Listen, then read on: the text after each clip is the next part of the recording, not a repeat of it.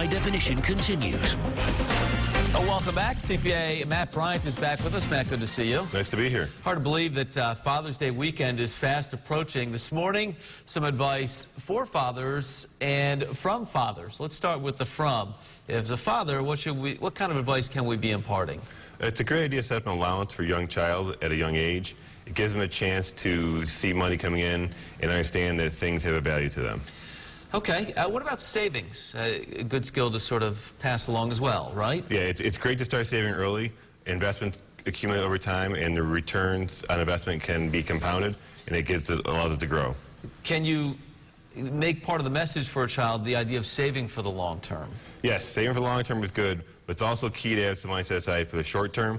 An emergency fund, it can be great if there's an unexpected expense such as a medical bill or a repair. Yeah. What about other fatherly advice, fatherly financial advice? One of my favorites is people with money have choices. Yeah. If you have a good paying job and some money set aside and you go to buy a car or house, you have a lot more options.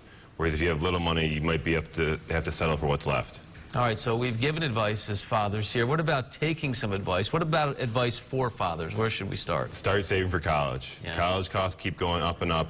And the more you start saving now, the less you have to put in each year, and your investments can compound. That one's a big one. What about insurance needs? Oh, there's a lot of insurance products that are important. Health insurance can cover medical expenses.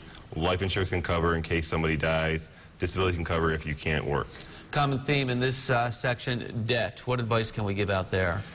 Debt for things that last a while is okay. If you're buying a house or a car, it makes sense to have the payments stretch over the amount of time you use it.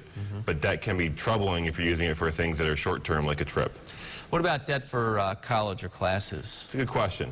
Yeah. If the college or education will lead to increased income, that can support some reasonable debt. But if you're taking an expensive class that will not lead to a better job, it could be a bad choice. All right, so you got to weigh that. What about, helping the kids with that kind of a process? If two parents are successful and have retirement accounts that are in good shape, they can choose to help their children. But if parents are taking money out of retirement or taking out debt to help children, that can set you up for trouble. Okay, so that's where perhaps you draw the line there.